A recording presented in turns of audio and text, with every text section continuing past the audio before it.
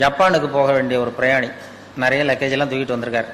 இதை வாங்கி பிளேன்ல ஏற்றக்கூடிய பொறுப்புல உள்ள தொழிலாளிகிட்ட சண்டைக்கு போறாரு, அடிக்க போறாரு, என்னமோ தகராறு. இவர் கடுமையா இருக்கு, ஒரு முகம் கோவப்படுறாரு.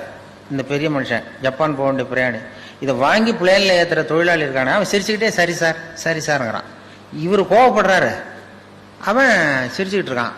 இதை ஒரு பேராசிரியர் பார்த்துட்டு இருக்கிறார், மனவளக்கலை மன்ற பேராசிரியர் அங்கே உட்காந்து பார்த்துட்டு இருக்காரு. இது என்ன இந்த பெரிய மனுஷன் இவ்வளவு கோவப்படுறான், அந்த சாதாரண தொழிலாளி சிரிச்ச முகத்தோடு இருக்கிறானே, அவன் நமக்கு வகுப்பு எடுக்கலாம் போல இருக்கு, சினம் தவிர்த்தல வகுப்பு அப்படின்னு நினச்சிட்டார்.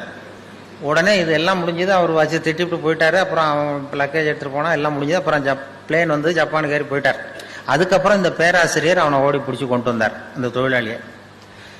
தவாரப்பா, நாங்கள்லாம் சினம் தவிர்த்தல்னு பயிற்சி ரொம்ப காலமாக நடத்திட்டு இருக்கோம்.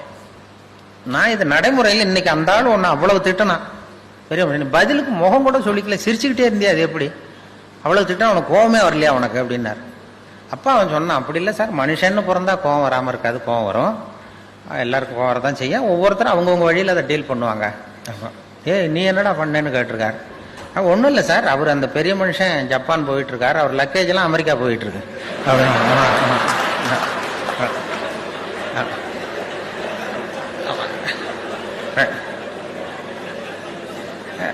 நம்ம எதுக்கு சார் அனாவசியமா இவன்ட்ட போய் கோவப்பட்டுக்கிட்டது, நம்ம வழியில நம்ம சினத்தை தவிர்த்துக்கிட்டா போகுது.